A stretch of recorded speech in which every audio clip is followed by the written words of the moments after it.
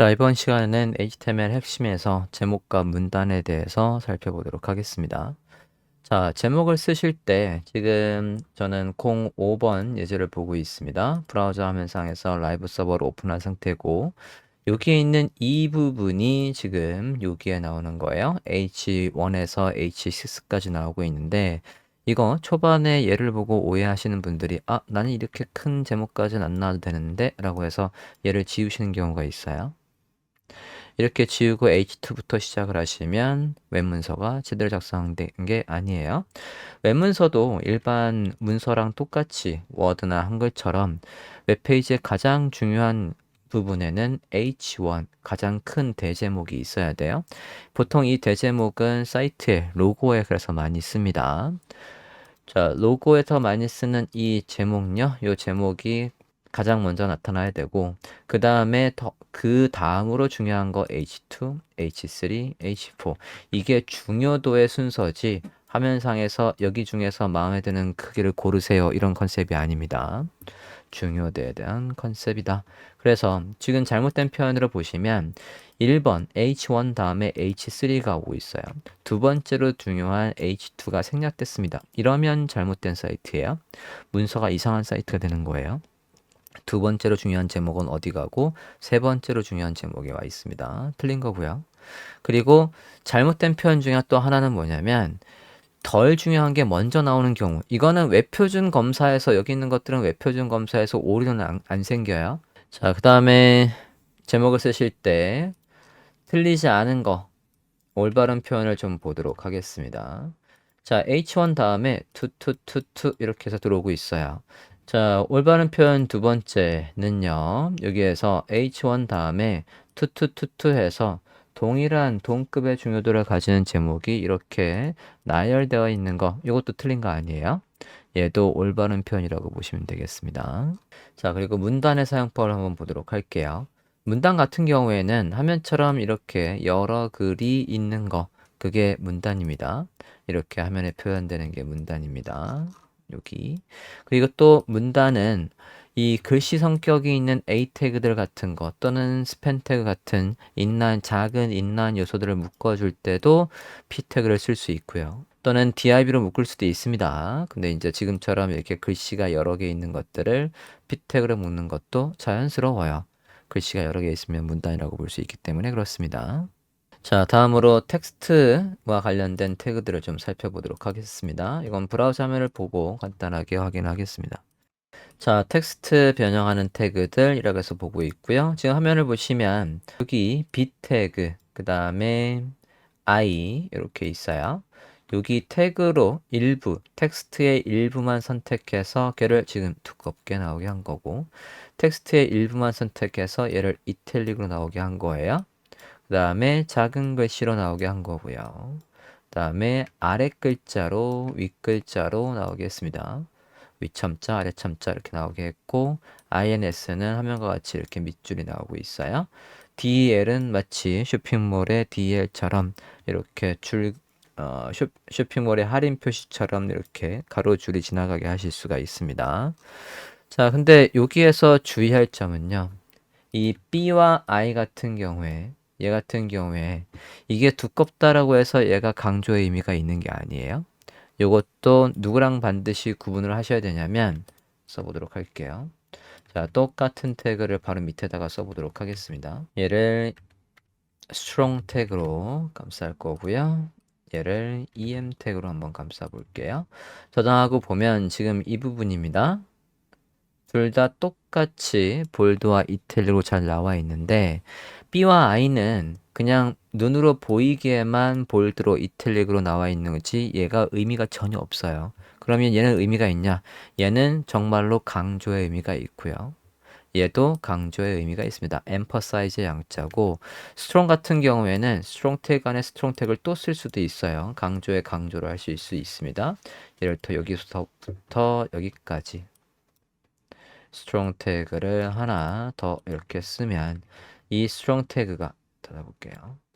자, 이 strong 태그가 여기서 열어서 여기까지죠. 근데 여기 중에서 누가 더 강조를 하고 싶대요? 얘를 강조하고 싶어 라고 이렇게 쓰실 수도 있어요. 저장하고 보겠습니다. 그러면 지금 이 부분입니다.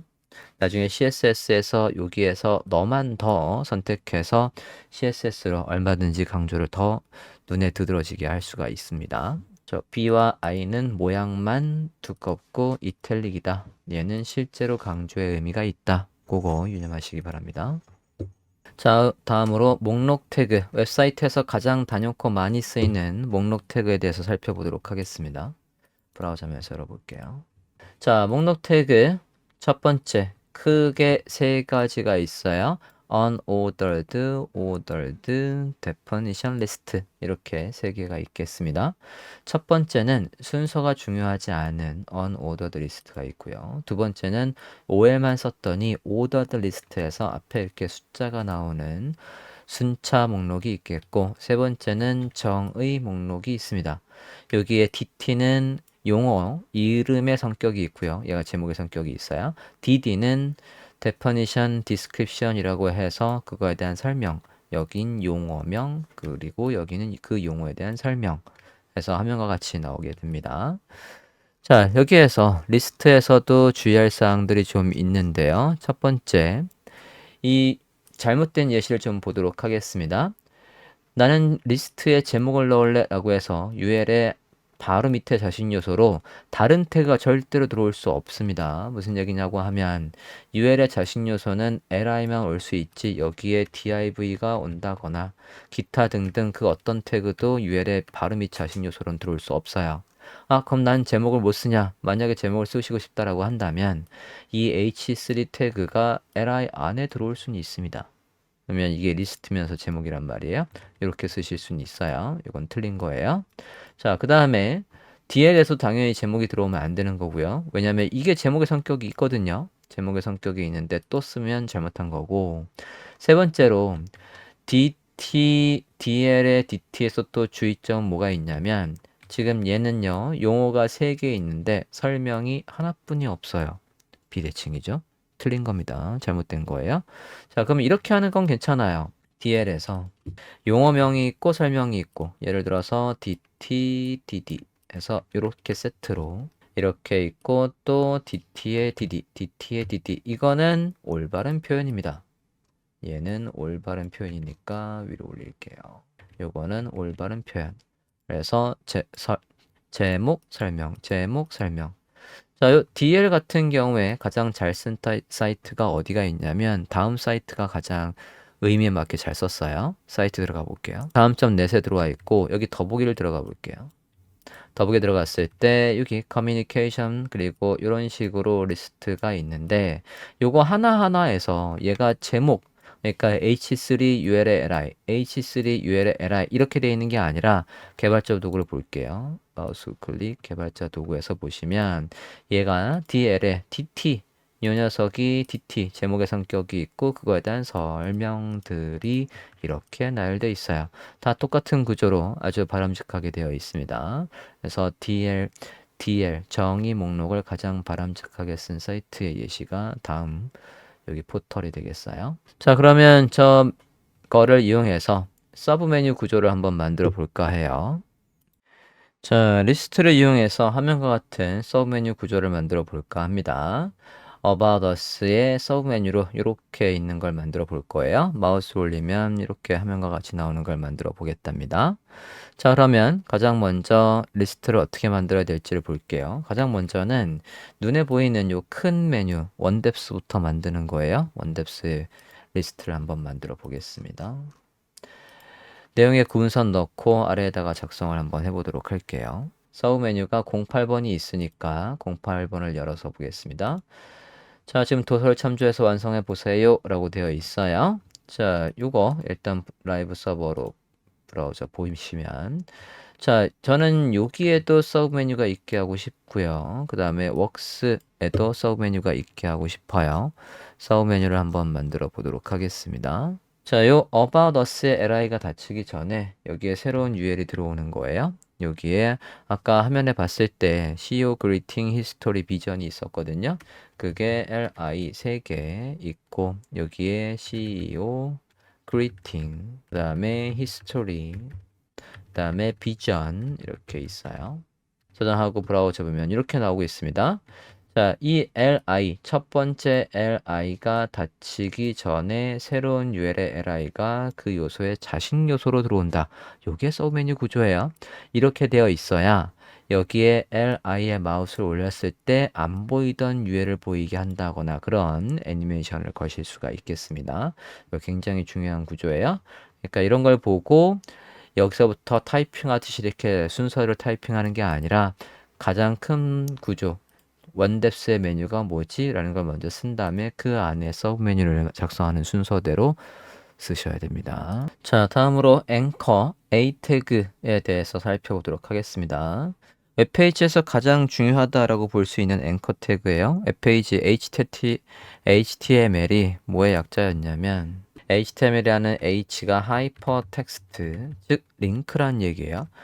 HT, 하이퍼텍스트 마크업 랭귀지였습니다. 이게 여기에 따서 하이퍼텍스트 마크업 랭귀지 해서 링크들로 이루어진 타이핑에서 만들어진 언어다라고 해서 HTML이에요. 이게 가장 중요한 개념이 하이퍼텍스트란 말이에요. 저게 링크. 웹페이지를 클릭해서 다른 페이지로 링크를 걸어서 연관 페이지들을 쉽게 볼 수 있게끔 태어난 게 HTML입니다. 그러니까 A 태그는 가장 중요해요. 이 A 태그에는 크게 절대 경로가 있고 상대 경로가 있습니다. 자, 아주 쉽게 얘기해서 어느 페이지든 간에 그 주소가 절대 변하지 않는 거예요. 해당 페이지로 이동하려고 하는 그 링크가 여기에서 서브 페이지에서도 예를 들어 여기에서도 네이버로 가려면 네이버의 주소는 이렇게 적어야 되는 거고요. 여기에서도 네이버로 가려면 네이버의 주소는 이렇게 적어야 되는 거예요. 이게 절대 경로예요. 앞에 HTTP 해서 이렇게 프로토콜인 HTTP 프로토콜로 시작하는 요거가 절대 주소라고 보시면 되겠습니다. 그러면 상대 경로는 뭐냐면 나를 기준으로 지금 제가 작성하고 있는 제가 보고 있는 이 09번 앵커 HTML을 기준으로 했을 때 내가 링크를 걸고자 하는 그 파일이 어디에 있냐. 예를 들어서 제가 여기 서브 메뉴 구조가 궁금하다. 이걸 클릭하면 해당 페이지로 갈 수 있는 링크를 만들어 보고 싶다 라고 한다면 나를 기준으로 연결하려는 서브 메뉴가 같은 폴더 안에 있거든요. 같은 폴더 안에 있을 때는 지금처럼 파일명을 그대로 적어주면 됩니다. 이렇게요. 그리고 예를 들어서 여기 안에 이미지를 지금 로고 png가 있거든요. 이 로고 png를 링크로 걸겠다 라고 한다면요. 그건 또 어떻게 쓸 수 있겠냐면 여기다가 링크를 걸어 볼게요. A 태그 얘를 클릭하면 저 이미지가 나오게 하고 싶은 거예요. 로고 확인하기. 상대경을 넣을 거니까 밑에다가 적어 보겠습니다. 여기에다가 저게 어디에 있냐면 이미지스 폴더 안에 로고 png 이렇게 있단 말이에요. 나를 기준으로 이미지스라는 폴더 안에 예라고 해서 이것도 상대 경로입니다. 요걸 클릭하면 해당 페이지로 가는 거란 말이에요. 이렇게 클릭했을 때 링크로 갑니다. 자, 네이버는 클릭하면 당연히 네이버로 연결되는 거고 다음은 다음 페이지로 이렇게 연결이 되고 있어요. 어느 페이지든 간에 HTTP를 시작하는 저 주소는 절대 경로 그리고 얘는 상대 경로이고 이 경로에서 한 가지 유념할 거는 저 페이지가 지금 네이버를 보시면 이 페이지가 그냥 열리거든요. 그럼 얘를 닫아버리면 다시 우리 페이지로 올 방법이 없어요. 다시 라이브 서버로 볼게요. 이렇게 지금 내 홈페이지 안에서 링크로 걸리는 것들은 그냥 이렇게 있어도 상관없습니다만 외부 페이지로 열리는 것들은 반드시 새 탭으로 열려야 돼요. 새 탭으로 열리는 속성이 target이라는 속성에다가 언더스코어 블랭크입니다. 언더스코어 블랭크 넣어 볼게요. 여기에도 똑같이 이렇게 넣어서 저장하고 보시면 네이버 새 탭으로 열리죠. 닫아도 우리 페이지를 볼 수 있고요. 다음도 이렇게 새 탭으로 열리고 있어요. 외부의 페이지는 타겟 속성의 값을 언더스코어 블랭크 해서 새 탭으로 열어라. 네, 주의하시기 바랍니다. 자, 그거 외에도 새 탭 말고도 여기에 넣을 수 있는 거 셀프 그 자리에서 있고요. 페어런트 있는데 페어런트나 탑은 지금은 쓸 필요가 없는 옛날 속성이에요. 옛날에 페이지가 프레임으로 분리되어 있던 그런 시절에 쓰던 거라서 지금은 쓸 필요가 없습니다. 하나 정도만 아시면 되겠어요. 마지막으로 이미지에 대해서 살펴보도록 하겠습니다. 자, 이미지를 쓸 때 쓸 수 있는 속성은 뭐가 있냐면 source에다가 경로 지정하는 거고요. 그 다음에 alt에는 이미지가 혹시 안 나올 때를 대비해서 대신 표현될 텍스트 넣는 거고요. 그 다음에 width 지정할 수 있고 height 지정할 수 있는데 이 width와 height는 되도록이면 넣지 않는 게 좋습니다. 왜냐하면 우리가 HTML의 웹 표준이라고 하면 HTML과 CSS와 자바스크립트가 완벽하게 분리되어 있어야 된다라는 게 웹 표준의 가장 기본이에요. HTML에 CSS가 섞여 있거나 HTML에 자바스크립트가 직접 써서 섞여 있으면 당장은 웹페이지에 우리가 원하는 모양대로 우리가 원하는 효과대로 동적 효과 같은 걸 만들 수 있지만 나중에 관리할 때는 HTML에 같이 섞여 있으면 관리가 불편하다는 얘기예요. 얘와 연결되어 있는 CSS를 별도로 분리하면 CSS만 바꾸면 얘와 연결되어 있는 동적 파일들이 JS 파일로 분리되어 있으면 얘만 바꾸면 되는데 여기에 한꺼번에 있으면 반드시 이 HTML까지 와서 일일이 바꿔줘야 되는 불편한 사이트가 됩니다. 그래서 크기와 관련된 거, 색상, 위치, 그런 모양을 잡아주는 건 반드시 CSS에서 해야지 여기 이미지 소스에서 직접 쓰는 거 아니에요. 자, 일단 지금 화면을 보시면 브라우저를 볼까요? 이렇게 해서 이미지가 잘 나오고 있어요. 자, 여기에다가 예를 들어서 이미지 잘 안 나올 때 대비해서 제가 이렇게 썼어요. 요 로고2라는 파일은 없습니다. 그럴 때 여기 대신해서 좋은 은행이라는 글씨가 잘 나오고 있어요. 그리고 위드와 하이트를 적으면 어떤 결과가 나오는지 한번 볼게요. 탐색기에서 이 이미지의 크기 좀 확인하고 오겠습니다. 다시 이미지가 나오게 하고 베이스 폴더를 보고 있고 로고의 크기를 한번 확인해 볼게요. 로고의 크기가 500에 200짜리예요. 그러면 제가 얘를 실수로 width 300, height 200이라고 해볼게요. 자, 그러면 이미지가 이렇게 찍어지지 않습니까? 자, 어떠한 경우에도 원래 이미지가 가지고 있던 비율을 깨서 이렇게 깨진 이미지를 화면에 보여주면 절대로 안 돼요. 이건 초보분들이 간혹 많이 하는 실수인데 이렇게 하시면 안 됩니다. 여기 원래 500이었는데 500 쓰면 당연히 똑같이 나와요. 근데 이렇게 쓰지 않고 이거는 어디에서 하는 게 바람직하다? 이거는 CSS에서 하는 게 바람직하다. 이렇게 해서 똑같이 하면 안 적으면 원래 사이즈 그대로 잘 나올 거란 말이죠. 이런 식으로 구현을 하실 수가 있겠습니다.